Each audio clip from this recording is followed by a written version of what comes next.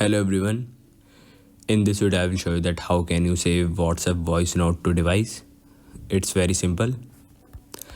Just open the WhatsApp and go to that voice note you want to save to the device.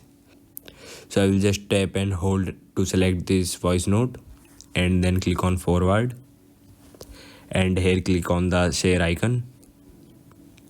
Now if I scroll down, then I will find the option of save to files. Just tap on it.